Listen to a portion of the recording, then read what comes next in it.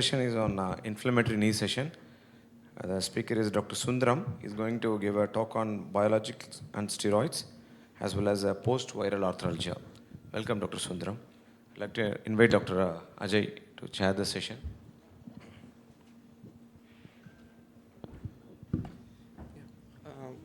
At the outset, I would like to thank the organizers, the team from Ortho-One for giving me this opportunity to speak on approach to inflammatory knee pain. So they gave me two topics, basically post-viral arthralgias and on steroids and biologics in inflammatory knee. So I thought I'd club them both and make it a single topic. My name is Dr. Sundaram. I'm from PSG Institute of Medical Science and Research, Coimbatore. I'm a consultant rheumatologist. What is inflammatory arthritis of the knee? I'll just start with the basics. So the symptoms are pain, swelling, and early morning stiffness of at least 30 minutes. And the signs are the tenderness in the joint line and joint effusion. So a lot of times you might think a patient has got inflammatory arthritis of the knee, but they are not inflammatory arthritis of the knee. All inflammatory knee pain is not inflammatory arthritis. Like some people might have pain here, some people might have pain here, and usually if there is a pain and swelling here, it is usually inflammatory arthritis. If it is here, it is not inflammatory arthritis. It could be because of anserine bursitis, it could be because of enthesitis, which can happen because of local factors. It could be on the enthesial sites in the patella, which is the 2 o'clock, 6 o'clock, and 10 o'clock positions on the patella, or it could be on the tuberal tuberosity, or it could be because in the posterior aspect because of Baker's cyst. So all inflammatory knee pain is not inflammatory arthritis.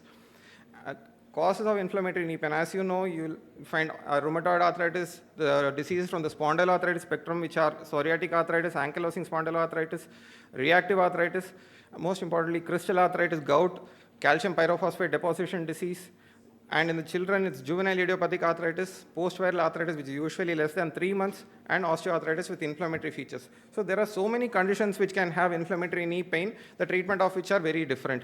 So in this talk, I'm going to concentrate on rheumatoid arthritis, spondyloarthritis, and the post-viral arthritis, which need treatment with biological steroids, NSAIDs, and drugs like that. And very rarely it can be because of autoinflammatory, where the aspirate might even be purulent. Before we classify anybody as having inflammatory arthritis of the knee, we need to rule out other causes which might mimic inflammatory knee pain. Most important of which, most dangerous of which is septic arthritis. So you need to look for risk factors, people who are immunosuppressed with diabetes, patients who are with extremes of age, very young children or very old people, people who have immunosuppressed states, people who are on dialysis, people who are having uncontrolled diabetes. And you need to have a very low index of suspicion when somebody has a unilateral inflammatory knee. Especially if somebody has had a previous intra-articular injection, either hyaluronic acid or steroids or something, you need to have a very low index of suspicion of septic arthritis. Other infections can also come with inflammatory knee pain, tubercular infections, very rarely brucella, gonococcal infections, Lyme disease can also come with inflammatory knee pain. And especially in children, you need to look for, rule out hematological conditions which can come with unilateral or bilateral inflammatory knee pain. Rule out hemophilia, you need to check the APTT. If the patient has got a raised APTT with knee pain, if you do an aspirate, you might find hemarthrosis, and that might be a clue in diagnosing hemophilia. Sometimes patients might come with inflammatory knee pain, they might have sickle cell anemia, so we need to do a CBC and a peripheral blood film. A lot of times we have had patients who come with inflammatory knee pain and we do an MRI and we find that they have got avascular necrosis. So you ask for a history of steroid use, whether they have any history to such as sickle cell anemia, whether they have any abdominal pains, whether they have any thrombophilic states. So inflammatory knee pain could be because of avascular necrosis. And there are certain infections which could come with an inflammatory knee, but they are usually because of secondary to conditions like tuberculosis or HIV. So we also need to keep in mind infections which could cause a systemic infection but reactive manifestation in the knee. And inflammatory knee pain is almost never isolated. You never have patients who are having RA or spondyloarthritis or anything with inflammatory knee pain only in the knee. So you need to specifically ask for patients if they have pain in other sites, other joints in the body, other axial sites like the cervical spine, lumbar spine, sacroiliac joint, hips, shoulders, and other peripheral joints. So rheumatoid arthritis is most commonly a peripheral arthritis, and most of the time they'll have small joint involvement, which are wrists and small joints of the hands and feet. They'll have, and you need to ask for extra-articular features like lung disease or sicca, vasculitis, or eye manifestations, which could be sicca or a painful red eye. And usually patients who are coming with bilateral knee pain because of spondyloarthritis also have inflammation in the spine, sacroiliac joint, and the root joints, which are the hip and knee joints. Always check their nails. You might find some changes in the nails, which could be a clue for psoriasis in the nail, or always check for the hidden sites in the skin. Always check for enthesial pains, which could be pain in the heel, in the epicondyles, and always ask for history of acute anterior uveitis, which comes with a painful red eye. Crystal arthritis is altogether different cup of tea, which comes with episodic arthritis. Usually, this is the typical character of an episode of crystal arthritis, where the maximum pain is within 24 hours, the total duration is less than 14 days, and usually 90% of the time the pain usually starts in the MTPs, ankles and mid-tarsal joints. So knee is usually a later manifestation. So always somebody who has a pain, inflammation in the knee, always ask for history of episodic inflammatory pain in the MTPs, in the mid-tarsal joints and the ankles. And regarding post-viral arthralgia or arthritis, chikungunya is by far the best studied arthritis, but potentially any virus can cause. Apart from chikungunya virus, hepatitis B, hepatitis C, parvovirus, dengue, Zika virus, everything can cause post-viral arthritis. See, the important thing is to note is that in chikungunya virus and in every post-viral arthritis, 75 to 80% of the time the duration is less than 3 months. And so in very few cases the duration is more than 3 months, and in only 10 to 15% of the cases the duration is more than 18 months. So we need to identify whether the patient is, even if they are having post-viral arthritis, we need to see whether the patient is having acute, which is 2 to 4 weeks, subacute, which is 1 to 3 months, or chronic arthritis, which is more than 3 months. And most of the time, patients who are having acute or subacute arthritis, less than 3 months history, they will only need short course of treatment, NSAIDs, low dose steroids. And there are some studies which say that you could give HCQ or colchicine for a very short period to control the inflammation. You don't need the traditional DMARDs for the acute or subacute form of post-viral arthritis. For chronic arthritis, you basically treat like RA. See, before you treat anybody as an inflammatory arthritis, inflammatory knee pain, you need to do a basic workup which includes complete blood count, do an LFT, RFT, do an ESR-CRP. Most important thing is ESR-CRP. You can't have an inflammatory knee pain most of the time without having an abnormal ESR or CRP, and they give you an idea of overall disease activity. CRP is obviously better than ESR because ESR can be persistently elevated even in those with low disease activity. Suppose you are having a patient who has got very high disease activity, many swollen and tender joints, and the CRP is still normal, you can consider lupus, especially if it is a young girl. And rheumatoid factor, it is a test which is done in every case of arthritis. It is actually not necessary. So as rheumatologists, we limit doing a rheumatoid factor to those who are having more than 3 months of arthritis, or if they have a very strong family history or any other risk factor which can predispose them to any chronic arthritis, we do rheumatoid factor in early arthritis. The sensitivity is only 60 to 80%. So many patients who are having rheumatoid arthritis don't end up having rheumatoid factor, and it is very non-specific. So RF is not diagnostic of RA. Even so, you must be aware of the term that there is a seronegative arthritis also, and the aim is never to bring the RF levels down. So if suppose somebody's disease activity comes down, the swollen and tender joints come down, and the RF is still high, don't worry. The aim is not to bring the RF down. There are lots of conditions which can have a positive RF, which could include hepatitis C, hepatitis B, bacterial endocarditis, infections, and all the autoimmune conditions can also have a positive RF, like systemic lupus erythematosus, Sjogren's syndrome, mixed chorioglobulin, mixed connective tissue disease, and sarcoidosis. So don't jump into diagnosing rheumatoid arthritis just based on a positive RF.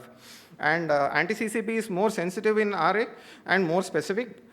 See, the sensitivity is 70% and specificity is 90 to 95%. So suppose somebody has a positive anti-CCP and more than 3 months disease, it is more likely that they are going to have chronic arthritis. It is more likely to have that they have erosive arthritis, and they are more likely to have deformities. So these patients need to be treated aggressively. Regarding HLA-B27, it is not diagnostic of ankylosing spondylitis. So only if the patient has got inflammatory type back pain for more than 3 months, you need to do an HLA-B27. See, the thing is that only 6% of patients with HLA-B27 positivity develop axial SpA. On the contrary, if you've got axial SpA, 90% will have HLA-B27. So you need to read HLA-B27 reports with a pinch of salt. And if suppose you've got a patient whose signs are minimal, but the symptoms seem out of proportion to the signs, always look for diabetes, hypothyroidism, iron deficiency, depression, and fibromyalgia, which can accentuate the signs of rheumatoid arthritis. And when somebody has got an inflammatory swelling in the knee, there are 2 things we need to do. Synovial fluid aspiration can help a lot, especially in unilateral knee monoarthritis, to diagnose infections, to see whether they are having tubercular arthritis or septic arthritis, and they can be helpful even in bilateral knee arthritis. synovial knee fluid aspiration is very useful in conditions where there are hemarthrosis, which are basically hemophilia and pigmented villonodular synovitis, and infective conditions like septic and tubercular. There are certain conditions in which you might think that the patient has got a degenerative knee, but there are some inflammatory features. There are conditions like CPPD in which you might have a lot of degeneration plus inflammation also, and these are the subtype of patients with knee OA who could benefit from immunosuppression. In synovial fluid aspiration, if somebody has got more than 2000 cells with neutrophilic predominance, it is not always septic. A lot of the inflammatory arthritis, RA, spondyloarthritis in the early stage can have neutrophil predominance, and even crystal arthritis, gout and CPPD deposition disease can have neutrophil predominance. And no use of doing protein or glucose in the synovial fluid, because synovial fluid is always a high protein fluid. So I wanted to highlight two things. The definitive diagnostic test for diagnosing crystal arthropathies is polarizing microscopy in synovial fluid, and this is the monosodium urate crystals, which are negatively birefringent needle-shaped crystals which are seen. So don't hesitate when somebody has isolated knee involvement, don't hesitate to do FNA of the synovial fluid and assess them by polarizing microscopy to look for MSU or calcium pyrophosphate crystals. And usually the calcium pyrophosphate deposition disease presents with knee OA with inflammatory features. See, before we treat any disease, RA, spondyloarthritis, psoriatic arthritis, any disease which can have inflammatory features, we need to do a disease activity assessment. Without a proper treatment target, it is of no use to treat any disease. So in RA, we usually assess for 28 joint count, tender and swollen joints, and in the spondyloarthritis spectrum, we do the 68 swollen joint, 68 tender joint, and 66 swollen joint count. So basically, when you do a disease assessment, these are the bare minimums we need to do for a musculoskeletal examination. We do a tender joint count, swollen joint count, which could be 28 or 68, whatever your preference is, whatever your time permits. We need to do a patient global assessment, physician global assessment, do a ESR-CRP at the bare minimum to assess disease activity. These are the common disease activity scores which are used for RA, which is DAS28, CDA, and SDI. And for ankylosing spondylitis, ASDAS and BASDAI are used. For psoriatic arthritis, DAPSA and PASDAS are used. So why do we need to classify the disease as being in remission, low disease activity, moderate disease activity, or high disease activity? Because this is going to decide your treatment.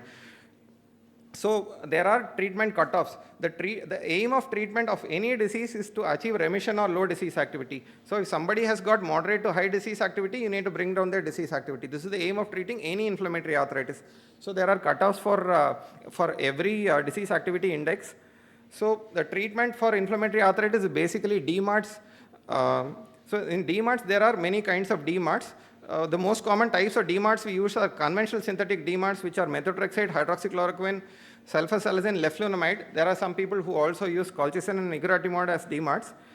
The newer DMARDs are called targeted synthetic DMARDs, which are basically small molecules. They are molecules which are tyrosine kinase inhibitors, TKI, which are initially discovered in cancer and later came to rheumatology.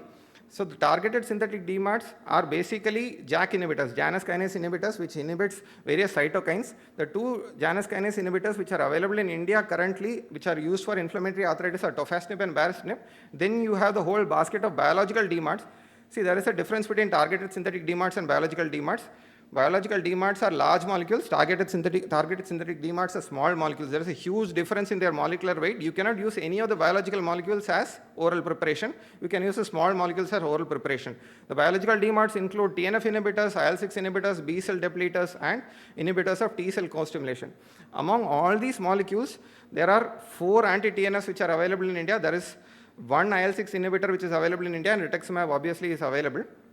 See, the initial treatment of inflammatory knee pain, inflammatory arthritis, is always with conventional synthetic DMARDs, however high the disease activity is. So the overarching principles of treating inflammatory arthritis is to treat early so that they achieve remission or low disease activity, which has been shown to prevent damage and the need for further surgeries. Keep the steroids to a minimum. So for inflammatory arthritis alone, the dose of steroids should be kept to the minimum duration possible. So the first line treatment is 3 to 6 months of NSAIDs plus minus low dose corticosteroids, which is less than 10 milligram daily equivalent of prednisolone, and conventional synthetic DMARDs. So anybody with any level of disease activity, use the conventional DMARDs initially. Regarding steroids in inflammatory arthritis, you can use them as oral, intraarticular, IM or IV. And oral prednisolone equivalent, most of the time, for more than 1 month duration, you won't need an oral prednisolone equivalent of more than 10 milligram. So if at all you need to use more than 10 milligram equivalent, maybe you are missing something. And be very liberal in using intra-articular injections to the knee. If the patient has got persistent knee inflammation, after ruling out other conditions, we can inject the knee either with triamcinolone acetonide 40 milligram or methylprednisolone acetate for either of the knees. And if suppose the patient has got a very high disease activity and who is like bedridden, we might use 1 or 2 doses of IM or IV stat doses, limit them to 80 to 125 milligram doses of either triamcinolone acetonide or methylprednisolone acetate, which can be given IM, or methylprednisolone succinate, which can be given IV. So this is very important to remember for all physicians, the steroid equivalents for all drugs. We need to remember that 20 milligram of hydrocortisone is equivalent to 5 milligram of prednisolone is equivalent to 4 milligram of methylprednisolone, which is equivalent to 4 milligram of triamcinolone, which is equivalent to 6 milligram of deflazacort, which is equivalent to 0.75 milligram of dexamethasone. Suppose this is where the need for targeted synthetic DMARDs or biologicals arise. After you have given a good therapeutic trial of conventional synthetic DMARDs of 3 to 6 months at least, so never jump into giving somebody biologicals or targeted synthetic DMARDs. We should treat them at least for 3 to 6 months alone or in combination of either of these 6 drugs. And then if suppose somebody has got persistent activity, look for confounders which can behave like somebody has very high disease activity, diabetes, hypothyroidism, iron deficiency, fibromyalgia, depression. Rule out occult infection. Somebody with occult infection can also come with increased pains. Rule out latent tuberculosis, do a MAN2 or IGRA, do the viral markers, HIV, hepatitis B and HBsAg, hepatitis C, and sometimes patients with rheumatoid arthritis, they might even have an occult malignancy come with persistent pains. So always look for confounders who can present with increased pain, and there are certain relative contraindications for the biologicals or the targeted synthetic DMARDs. Somebody with very high grade of congestive heart failure, demyelinating disease, prior venous arterial or venous thrombotic event or arterial thrombotic event for Janus kinase inhibitors. So always think of other things before jumping to give a targeted synthetic DMARDs. Suppose you have ruled out all these things, and if you want to give the patient a higher treatment, the first line of treatment, considering all things, cost and everything, should be tofacitinib, which can be used for RA, ankylosing spondylitis and psoriatic arthritis. It is significantly cheaper, the cost is only 10% of all the other drugs. So it is significantly cheaper compared to all the other options. And the contraindications are venous thrombosis and prior history of herpes zoster. Suppose somebody has very high disease activity, a good therapeutic trial is at least 3 to 6 months. Don't jump into giving a very short duration of treatment and stopping very early. Give them at least 3 months of treatment so that the best efficacy can be there. Baricitinib is slightly more costlier and it's approved only for RA and is not so widely available because it is still under patent, but it is also a very good option, which is a Janus kinase 2 inhibitor. Then if you have tried these medications for 3 to 6 months and still the patient has got very high disease activity, you go back, again look for confounders, again look for other factors which can cause increased pain, and then we can use biological DMARDs. The biological DMARDs which are available in India are infliximab, adalimumab, etanercept, golimumab, rituximab and tocilizumab. What do you use first? You can have your pick. You can use any of these things. Tocilizumab is significantly more costlier and it has more serious side effects, so it is used as a second option. So the first option could be between anti-TNFs and rituximab. So how do I decide between whether to use anti-TNFs or rituximab? The patient has got very high titers of antibodies. The patient has got very high rheumatoid factor, very high anti-CCP. I prefer rituximab over anti-TNF. The patient has got borderline antibodies, then I prefer anti-TNF over the other drugs. And if the patient has got concomitant ILD, concomitant vasculitis, I prefer rituximab. Regarding treatment of post-viral arthralgias, like I said, 75 to 80% of all post-viral arthritis lasts only 3 months. So most of the time, you give them only NSAIDs. Second line would be low-dose corticosteroids, which would be less than 10 milligram equivalent of prednisolone. And sometimes you could use HCQ and colchicine. People have shown, especially Indian studies have shown that HCQ and colchicine could be used for 3 months and they help reduce the dose of the steroid requirement.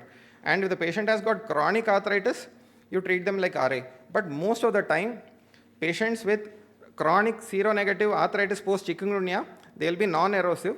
But suppose if they have RF and anti-CCP positive, they tend to behave like erosive RA. So you can treat them exactly like RA. Give them sulfasalazine, methotrexate, leflunomide or HCQ. I'll be happy to take questions.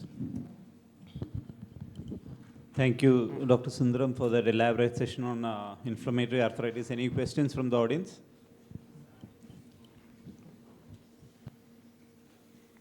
When do we use uric acid lowering drugs? What is the cutoff? So, For the male and female, is there any difference? Sir, I have concentrated my by talk on RA, ankylosing spondylitis and psoriatic arthritis. So, uric acid lowering agents are required only if they have a typical episode of gout. Like I mentioned here, urate lowering therapy is not recommended for asymptomatic hyperuricemia. The only indication for urate lowering therapy is somebody has gout, which is inflammatory arthritis which usually starts in the MTP or mid-tarsal joints or ankle. The typical episode is basically which reaches its peak within 24 hours. The episodes are less than 2 weeks and they tend to recur. So if somebody has recurrent episodes of gout, you definitely need to use urate lowering therapy lifelong, sir. But the target should be 6. If suppose a patient is symptom free for the uric acid level is under control and the patient is episode free for 6 to 12 months, you can certainly stop the treatment. But the patient needs to be on a strict diet to maintain the uric acid levels. There is no different cutoff, sir. You don't need to treat asymptomatic hyperuricemia. Suppose somebody has got high uric acid level with joint pains, it is not an indication for treatment. There is no separate cutoff for men and women. When do you check ANA? What is the therapeutic indications? So we check ANA isolated knee involvement, isolated arthritis, we don't do ANA. But if we find that in the CBC, the patient has got a relatively low TLC, the patient has got a thrombocytopenia, the patient has got any skin rash, the patient has got any history of dry eyes, dry mouth, any rash, which could be purpura or rash on the face, the patient has got some other organ manifestations like dyspnea, multisystem disease, definitely do ANA. Without any multisystem disease, we don't need to do ANA. That multisystem disease could be as minimal as somebody having dry eyes. That's an indication for doing ANA. Sir, I have 2 questions. There are certain patients coming to the OPD with the clinical symptoms of polyarthritis, polyarthralgia, with more than 9 or 10 joints involved, but all their blood reports seems to be normal even when repeated in different labs, including RA, including CRP and ESR. Now, do we start on DMARDs or do we still wait with the other drugs? Yeah. So that is my first question, sir. And the second question is regarding tofacitinib, since it's available freely nowadays, they are marketing many number of companies. It is available in 5 mg and 11 mg. Which do you prefer? And is there any real serious considerations before starting on tofacitinib? Yeah. Thank you. Yeah. So regarding your first question, you asked about somebody having multiple inflammatory joints but having all normal reports.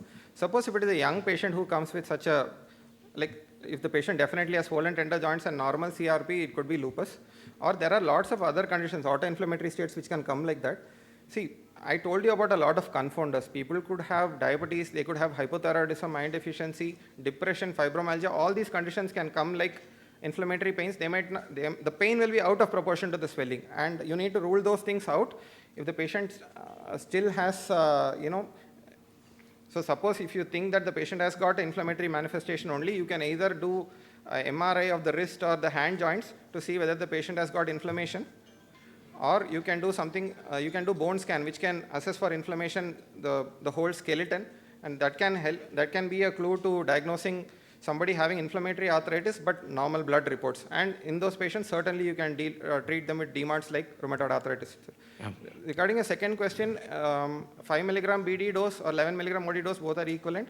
See, the thing is, you don't jump to give tofacitinib very early. So you wait at least, like suppose somebody has undergone treatment for 3 to 6 months and they have failed all treatments, then you can try tofacitinib upfront.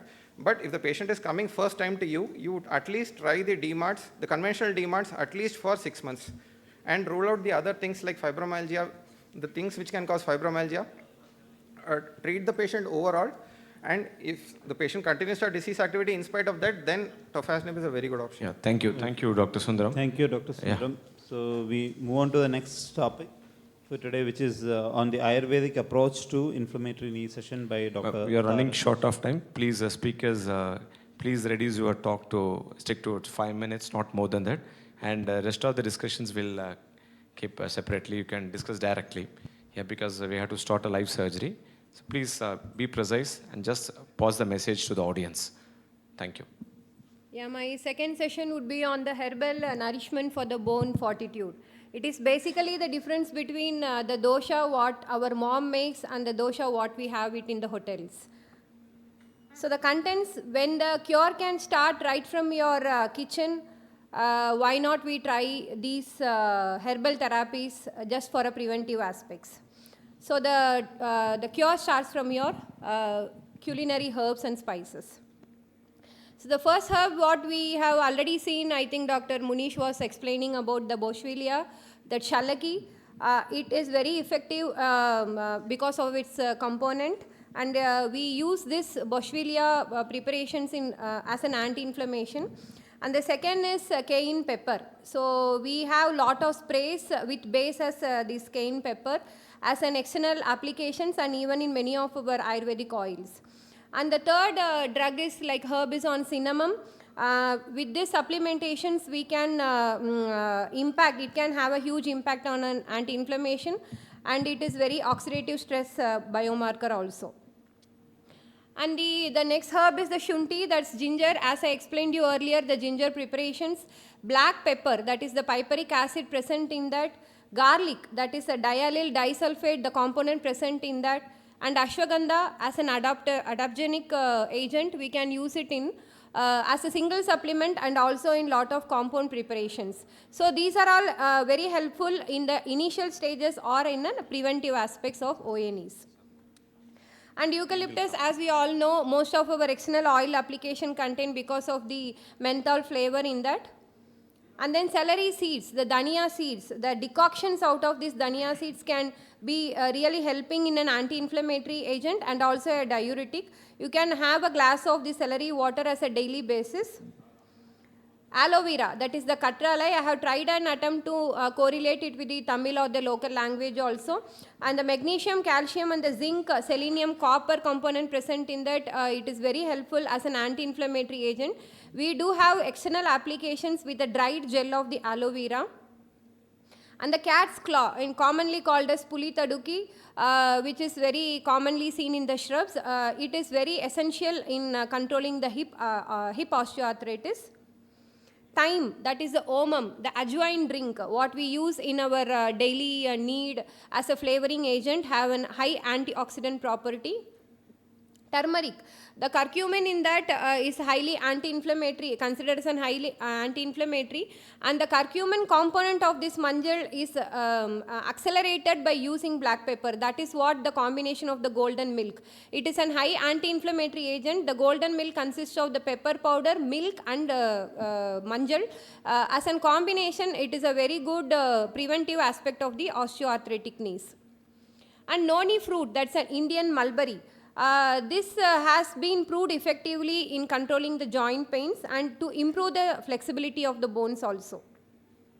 Nirgundi, that is called karunochi. Here we use it both internally as an anti-inflammatory agent and also used in most of the external poultices therapy like Patrapinda Svedam, where we use lot of medicated oils made into a potli for external fermentation, and the herbal decoctions of this is used as an anti-inflammatory agent also. And gugulu, I think lot of studies have been proved with Commiphora mucul because of a high anti-inflammatory agent, and it helps to prevent the bone degeneration also. Rasna, this is nothing but the chittarathai, we call it in Tamil local language. The phytonutrients in that has an anti-inflammatory agent, and lot of Ayurvedic herbal preparations has rasna as their main component, which is given for the joint disorders. Dashamula, this is a group of the 10 drugs where again we have it very commonly in all anti-inflammatory herbal decoctions. Flaxseed oil, which is very rich in ALA, this can be used on a daily routine also as a preventive aspect. Pine bark, the bark of the pine tree, which can, the component present in that is also used in many of the herbal decoctions as a preventive aspect and also is a very powerful antioxidant. Rose hips, they are highly anti-inflammatory, and when there is an excess inflammatory conditions or the joint swelling along with the rakta vitiation, we use this rose hips also. Guduchi, citrindal. We might have heard this tinospora a lot during the COVID times. Amrita, we call it as a local language as Amrita. The ethanolic stem extract proves very effective as an anti-inflammatory agent. Shatavari, mainly used in postmenopausal osteoporotic changes, and we have lot of herbal jams and kashayams prepared, especially in the SLE cases. We have Shatavari as a main component. And Padma Bija, that is a Tamarai Vidaigal, very good source of calcium. And Hadjod, that is like it jodes the hud. Even the name indicates like it can rejoin the broken bone. Usually common in all fracture cases, but this is a very good calcium supplement. We often hear in our home using this Pirandai Tovayal or Pirandai soups like that, which is very good source of calcium. And drumstick leaf, again, as along with this iron component, it is very good analgesic and acts like an anti-inflammatory agent also. And ellurundai, so mostly post-menopausal or pre-menopausal phase, we advise the ladies to have 1 or 2 ellurundai with the base as a jaggery, which is a very good source of calcium and copper. Arjuna, this is called Neer Mardam, which is a very good cardioprotective agent. Also, it helps to improve the osteoporotic changes. Ragi, finger millet, which is a very good source of calcium also. So basically, this is just to sum up, Ayurveda, as always, it cures more towards the prevention than the cure. So even when we can start the spices and the herbs right from our kitchen, why not we try to prevent any further deteriorations of this, not only this ONEs, but also any other inflammatory joints. Thank you. Thank you, ma'am. Thanks for a nice discussion. I would like to call the next speaker, our unloading brace in orthotic session and footwear modification. Dr. Ajay, please stick to your time. Restrict to 5 minutes because we have to start the live session. Thank you. Thank you. First of all, I'd like Dr. to thank Ajay, please chair the session, please. DVR sir and Santosha for having me here. So I'm going to talk about the current scenario of unloading knee brace and footwork modifications.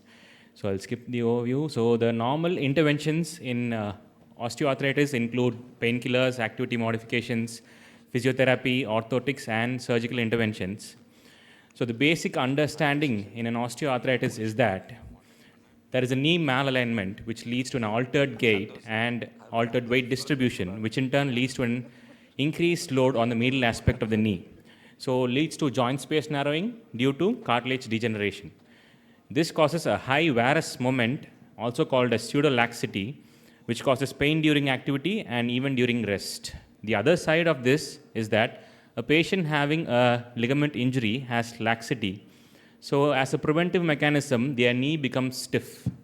So this adds on to the eccentric muscle co-contractures, which adds on to the increased load of the joint and hence a cartilage degeneration.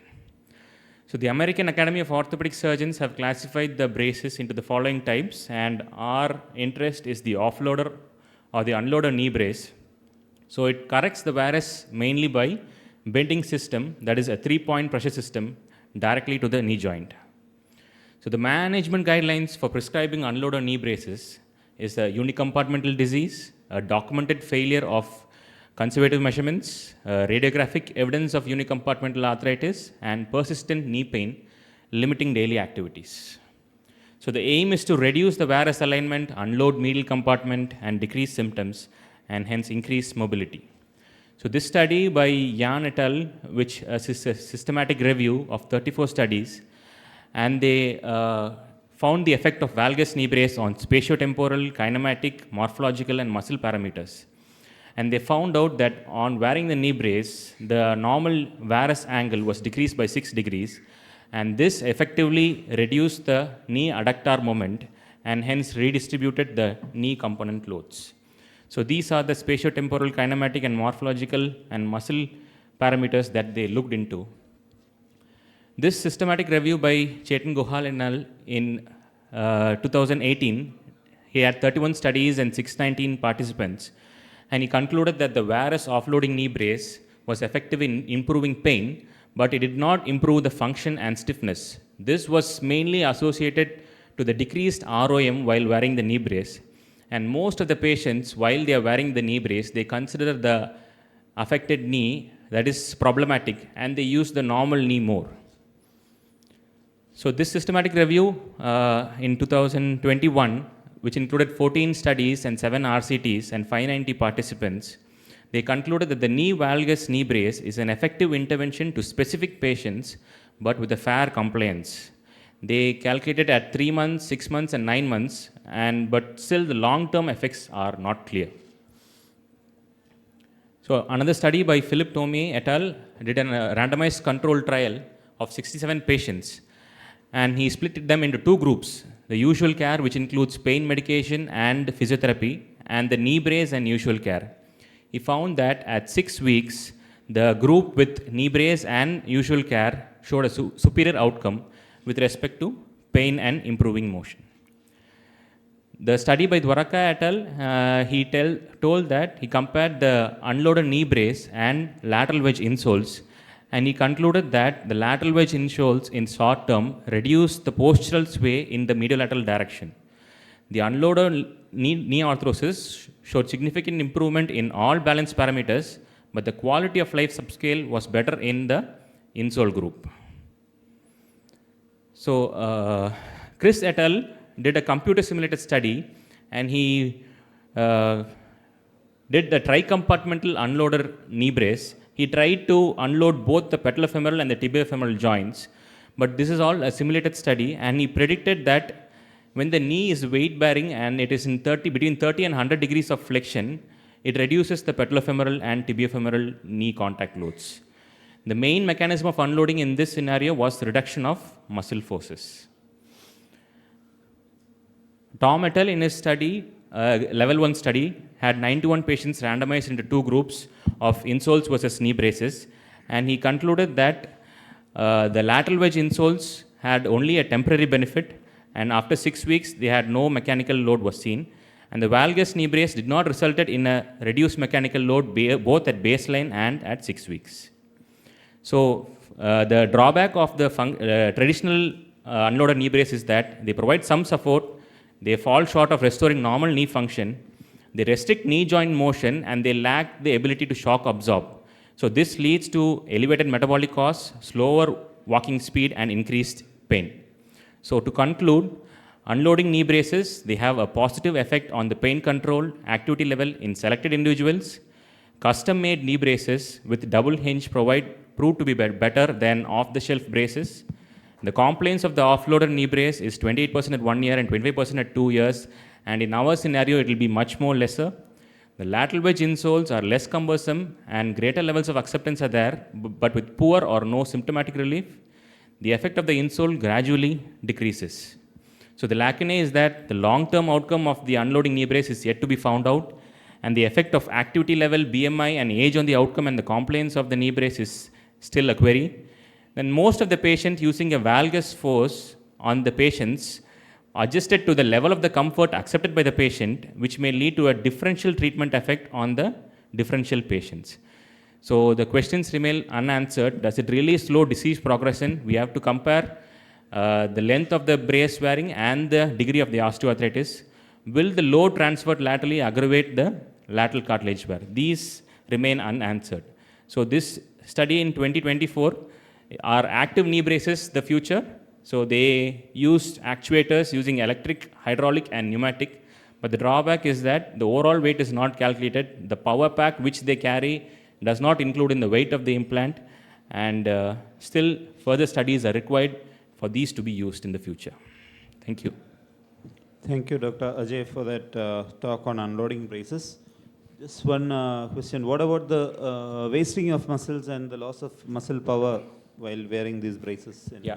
In 2 of those studies, they have compared the muscle activation during the knee brace, but exact muscle wasting is not, they have not studied, because all the studies are less than 1 year, like they've used it for 6 to 9 months, but they don't exactly measure the muscle wasting as of such, because it leads to a decreased range of movement, and obviously the tight worn knee brace leads to a muscle wasting actually. Thank you. Ajay, we'll take your questions later on. Sure, sure. Shall we call the next speaker? Go on to the next talk on fall prevention strategies by Mr. Ernest Paul.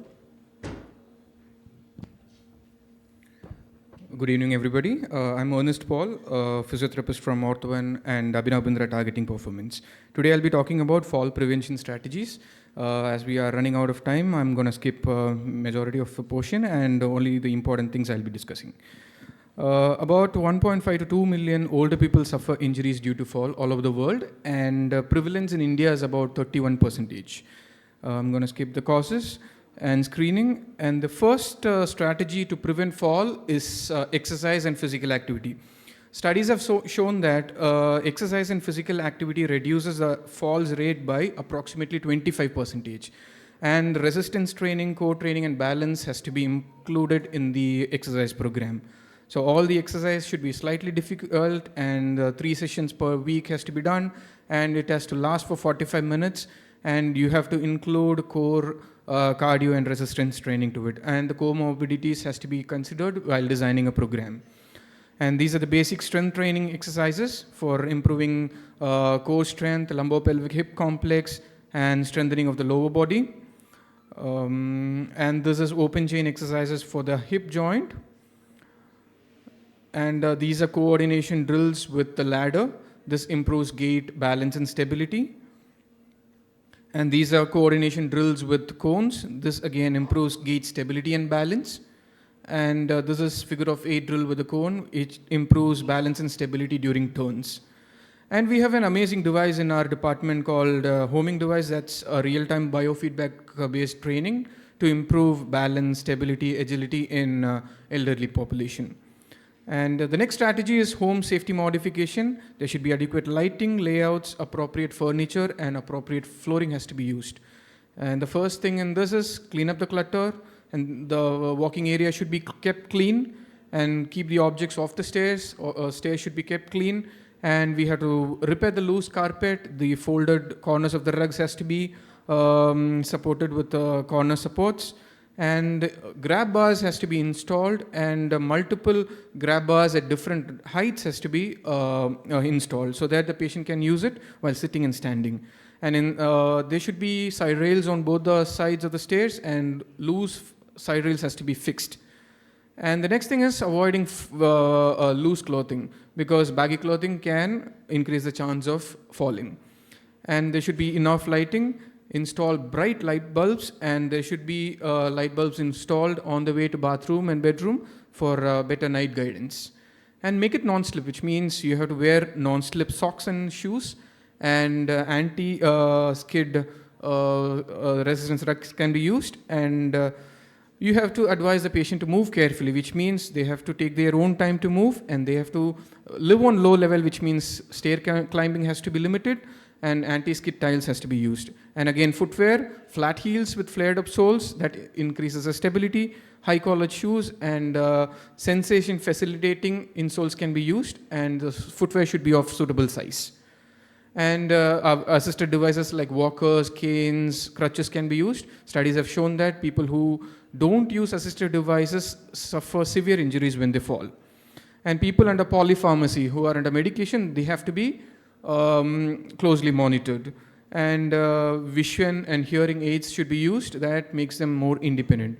And again, dehydration, there is a strong association between dehydration and falls. At least 6 to 8 glasses of fluid per day is advised for the older individual. And to conclude, screening is the first important thing. Nutrition, hydration improves general well-being, and exercise therapy is important. Home safety modification is important to prevent falls, and appropriate footwear improves balance and stability. Using assisted devices is very, very important to reduce falls and to reduce the severity of falls, and sensory impairments should be addressed early. Thank you so much.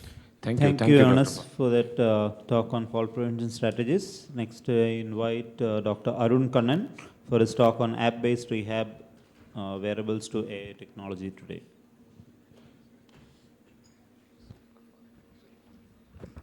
Hi, good evening, everybody. Thanks for the opportunity, and thanks to all for staying back this late. Yeah, so I know we are short on time. We'll get on with the topic. So, I mean, orthopedic surgeons have been using physical rehab or physiotherapy for a very long time. It has been the gold standard. It has helped millions of patients over time. And it has been a great ally for orthopedic surgeons. So, why are we now talking about E-REHAB? That is the question. But if you look at just like any healthcare service, there is a big urban-rural divide. If you go into the rural areas, there are many rural areas where there is no physiotherapist available. And this has been quite well documented. And they remain without treatment or just take painkillers as an alternative. This has been brought out by a good study here. Second thing is, most of our places are not really wheelchair and disabled people friendly. So, I mean, transporting disabled people, especially in the rural areas, even in the urban areas, has been a big problem. Sometimes I see even patients being carried into an airplane where they don't have a proper ramp to go up to the flight. So, transporting these people to a physiotherapy center does remain a challenge. And this is how a bank ledger room looked at in the past. Now it has been replaced by a single computer. So, banks are saving a lot of space on all these spaces. Similarly, it is our duty to make sure that we use the current technology to provide cost-effective operations. And one way to do it is through digital rehab modes. A lot of modes are available. Commonly used are tele and remote rehabilitation apps, mostly used through mobiles. Next is through wearables. Even a simple form of communication like an online chat would be considered a digital rehab. At the other end, you have robotic-assisted technologies and AI-based technologies. We'll see what is there. But if you look at what is being currently used or becoming more popular, two of them are wearable sensor-based rehab, where somebody wears a sensor, does the exercise, somebody is following up, or smartphone-based applications because smartphones are there with everybody. So these are the two things that are being kind of seriously pursued in today's world. And if you look at rehab, it is not just musculoskeletal or ortho, it is being used in different areas. Geriatric care, like the previous speaker, Dr. Paul was mentioning, for general conditioning. For neurological conditions, E-REHAB is being promoted in a big way, also for cardiopulmonary rehab. So it is not just musculoskeletal, it encompasses a broader spectrum. Even mental rehab is coming up quite well through apps. So digital innovation is revolutionizing healthcare through multiple modes. Through digital rehab, what is important is we get a lot of data that is kind of big data. I think that will improve outcomes over time. Mobile apps, everybody has a mobile, so mobile apps. It also helps us do the remote patient monitoring. What they do at home, we are able to see from our laptops. So 3 forms of rehab have kind of emerged a little bit more popular. That is without any feedback. You just give a set of exercises through a mobile app to the patient, they follow it. That is without feedback. Next is through wearables. They wear a sensor where an app captures what they are moving, how they are doing, the exercise is captured. Third is through a camera feedback. They keep their phone in front of them, they do the exercises and it records and shows them whether they are doing it properly. So we'll just have a look. This is a simple app that gives exercises for multiple different conditions, for post-surgical rehab or pain rehab-based rehab. This is something that we've tried through an association recently. It gives a diet plan, it gives physical therapy onwards. So it gives day 1, day 2, day 3, what are exercises you are going to do, gives a video demo. So people can see it, do their own exercises at home. It can be set by a physical therapist. Initially you set a program for them, they go home and do it. That is as simple as it gets. So this is the easiest or the least complicated form. The next is biosensor based. Biosensor can be anything. You can wear a jacket that senses what you're doing. It can be a Fitbit, like a wearable ring. Most commonly used is the strip. It's a Fitbit, like a wearable Bluetooth associated device that tracks your body movements. The advantage of tracking is it enhances your motivation, improves your adherence, and helps you remotely monitor the patient, what they are doing. This is an example of an app that uses these wearables. So you can see that this is the strip that goes on whichever part of the body that is being exercised. The app gives an instruction where to wear it, and they wear the strip and do the exercises. So a short video. So this lady is being trained in the hospital on how to use it. She is wearing a band on the lower part of the thigh. and the app directs them how much to do, how long to hold it, till what degree to bend. All these can be set through the app. So this is started in the hospital, and once they go home, they are able to, do the exercises looking at the app. So she is wearing a band on the arm, which is tracking her movement. The app tells us whether she's doing it very fast, whether she's doing it very slow, whether she's doing the required degrees or not. So all these are being told through the app. The third form is a camera-based feedback. So just an app, it will give you an idea of, you can choose what pain you're having, then you set it, you set the phone camera in front of you, start doing the exercises as you are being told. So it calculates the degree, how much you are bending, whether you're doing it right, all this is being told by the app. So it tracks body movements based on the camera. So a short video, so multiple exercises can be given. It has multiple sensor points, based on AI. This tracks how well you are doing the exercises and keeps a record also. So this is an app called Kaya. It's not available here. It is available in the US, and it is it's fairly successful, I should say. So helps in real-time monitoring, gives a real-time data feedback to the patient whether they're doing it properly or not. And as far as the physiotherapist or the healthcare provider is concerned, they get a data like this. So on the left corner, you can see there is a calendar. The pink ones are the days where they have done the exercises completed. The black ones are the days they have not done the exercises. So you have an idea of what is being done. So it also motivates the patient to complete the protocols, because somebody they feel would monitor them and have a look at it when they get back.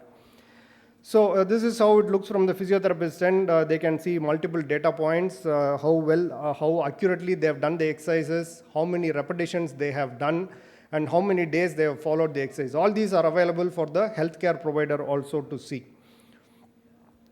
So multiple trials have been done with these devices in especially post-total knee and post-total hip replacement, and there is good evidence to support that they do as well or slightly better than physical therapy for these kind of situations where the format is fairly well set. This is another study, systematic review, that showed a good benefit with E-REHAB in post-TKR patients.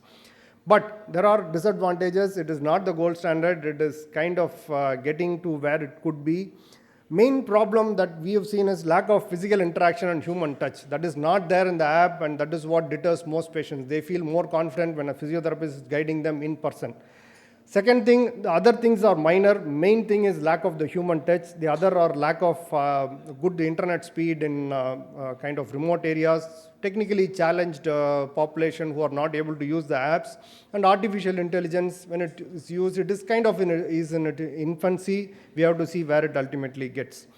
So this is a study that showed that if you blend in a physical therapist along with an E-REHAB app, meaning a physiotherapist is there, they are interacting with the physical therapist through the app, then it enhances their compliance. So yeah. In conclusion, E-REHAB has the potential to reach corners, rural areas in a cost-effective manner. 3 forms in MSK, app-based exercises, biosensor wearables, and camera-based AI programs. Disadvantage is lack of human touch. When we add the human touch with the technology, that probably works the best. Thank you very much. Thank you, Dr. Arun, on that session on app-based E-REHAB. If any questions, if not, we'll go on to the live surgery. Yeah, thank you, Dr. Arun. And I think